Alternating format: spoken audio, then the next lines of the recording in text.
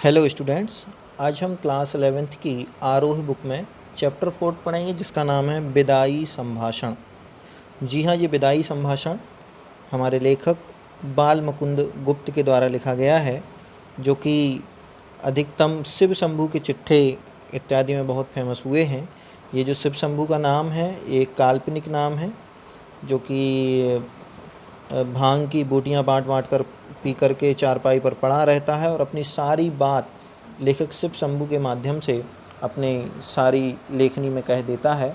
और अधिकतर व्यंग वाले ही इसमें बहुत सारे चैप्टर्स मैटर इन्होंने लिखे हुए हैं। ठीक लिखा भी है, जो लिखना था वह लिखा गया। अब खुलासा बात यह है कि एक बार सो और ड्यूटी का मुकाबिल कीजिए इत्यादि शिव शंभू की चिट्ठे से ये पैरा लिए गए हैं। चलिए हम सीधे चलते हैं। बाल मुकुंद गुप्त ने जो चैप्टर यहाँ पर लिखा हुआ है और वो है हमारा विदाई संभाषण। ठीक, तो ये विदाई संभाषण की विषय वस्तु को पहले हम देख लेते हैं कि इस विदाई संभाषण निबंध में बाल मुकुंद ने ब्रिटिश वायसराय लॉर्ड कर्जन, ठीक, जो ब्रिटिश वायसराय हैं लॉर्ड कर्जन, उनकी इंग्लैंड वापसी पर एक व्यंग किया है, क्योंकि भारत विरोधी कार्य करने के द्वारा वो बहुत लज्जित हुए थे या उनको लज्जित किया गया है। तो इस निबंध में उनकी विदाई को करुणापूर्ण बता करके और उनके सारे दोषों को, सारी गलतियों को गिनाया गया है, जिसके लिए लेखक ने ये कहा भी है, लॉर्ड कर्जन से पूछा भी है कि क्या आप भी ऐसा विदाई संभाषण कर सकते हैं जिसमें आप अपने स्वार्थ का, अपनी धूर्तता का उल्लेख करें और भारत की भोली भाली जनता के प्रति कृतज्ञता प्रकट करें। क्या आप भारत के प्राचीन गौरव और यश को फिर से जगाने की कामना प्रकट कर सकते हैं? लेखक को विश्वास है कि यदि कर्जन ने ऐसा किया तो यहाँ की जनता उसकी गलतियों को क्षमा कर देगी, परंतु लॉर्ड कर्जन में इतनी उदारता नहीं है। इस प्रकार से उसकी गलतियों को गिनाते हुए और उसको करुणापूर्ण विदाई दे करके यहाँ लेखक एक और बात कहता है, जो कि अपनी शिव शंभू के द्वारा पूर्व में दूसरे चैप्टर्स में कही गई है कि हमारे भारत देश में जानवरों में और मनुष्यों में कोई फ़र्क नहीं किया जाता है, क्योंकि यदि जानवर भी यहाँ आकर के कुछ समय हम मनुष्यों के साथ रह लेते हैं तो उनमें एक लगाव हो जाता है, और जब वह दूर होते हैं तो उनको दुख भी होता है, तो फिर तो आप मनुष्य ठहरे हैं। ठीक, इस प्रकार से वो व्यंग पूर्वक बात कहते हुए लेखक ने वायसराय का मजाक उड़ाते हुए उनको करुणापूर्ण विदाई दी है और उनकी सारी गलतियां, कमियां और सारी चीज़ों को यहाँ गिनाया हुआ है, जो कि उनके शासन के दौरान बहुत सारे दुखद परिणाम भारत को झेलने पड़े हैं।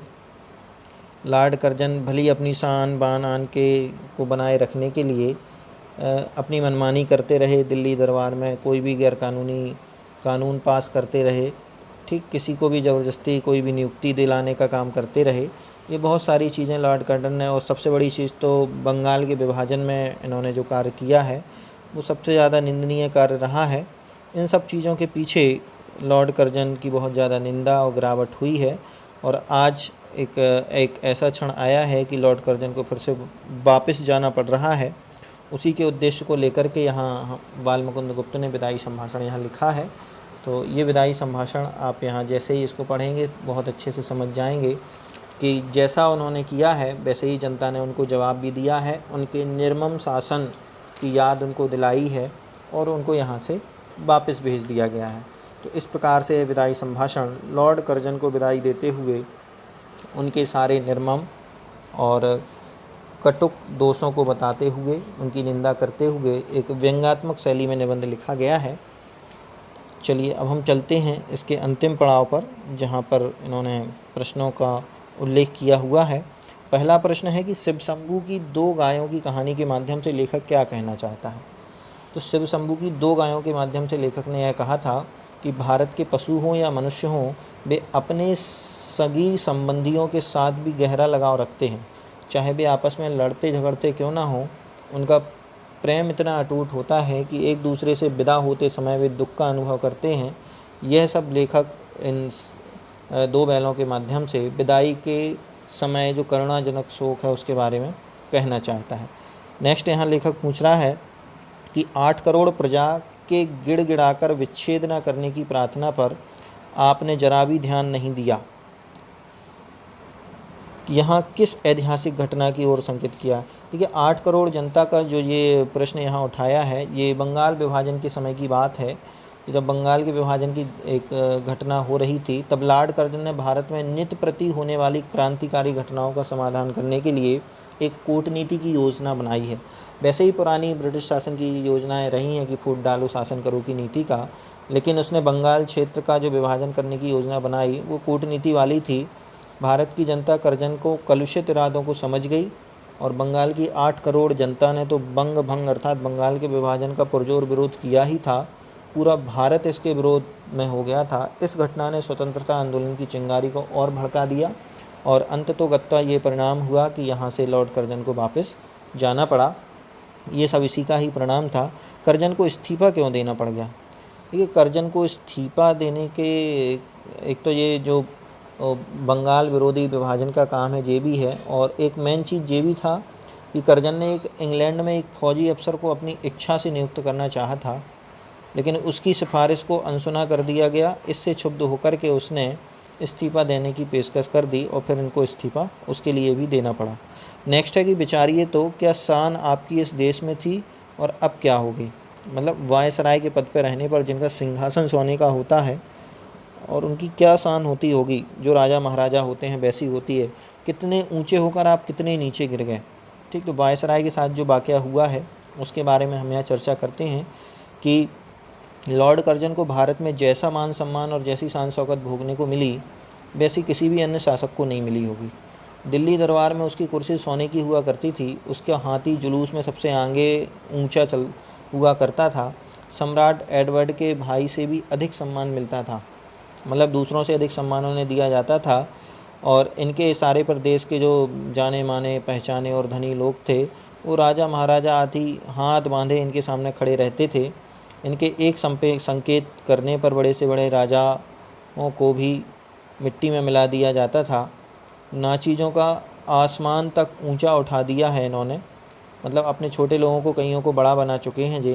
कहाँ तो इनकी इतनी आन बान शान थी और कहाँ आज ऐसी हालत हो गई है कि एक अदना सा फौजी अफसर भी उसकी सिफारिश पर नहीं रखा गया, उल्टे उसी का इस्तीफ़ा स्वीकार कर लिया गया। मतलब इसके कहने पर उस अफसर को तो नहीं रखा है और उल्टा इनसे ही इस्तीफ़ा मांग लिया और जैसे इन्होंने दिया तो इनका इस्तीफ़ा स्वीकार कर लिया है। तो लेखक यह कहना चाहता है कि इस परिवर्तन के पीछे लॉर्ड कर्जन का जिद्दी स्वभाव है। वह घमंडी भी है और घमंड में इतना भूल गया है कि इसके कारण इसकी दुर्गति ही हुई है। नेक्स्ट है कि आपके और यहाँ के निवासियों के बीच में कोई तीसरी शक्ति और भी है। यहाँ तीसरी शक्ति किसे कहा गया है? तो देखिए यहाँ तीसरी शक्ति का नाम लेकर के ईश्वर को याद किया गया है कि ईश्वर की शक्ति ही एक ऐसी शक्ति है, क्योंकि लेखक ने ये कहा है कि ना तो लॉर्ड कर्जन की शक्ति सर्वोपरि है और ना ही भारतीय जनता की शक्ति है। इन दोनों से भी ऊपर एक ईश्वर की शक्ति है, इसलिए उसके घर में देर है अंधेर नहीं है।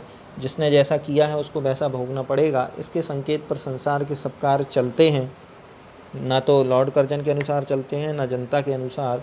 एक ईश्वर है जो सब कुछ देखता है और उसके अनुसार बहुत सारे कार्य यहाँ पर स्वयं ऑटोमेटिक ही चलते हैं। इस प्रकार से यहाँ पर लेखक ने जो संवाद है वो विदाई संभाषण के माध्यम से लॉर्ड कर्जन को व्यंग्यात्मक तरीके से विदाई यहाँ पर दी है। उसका एक अपमानजनक विदाई भी जिसे हम कह सकते हैं।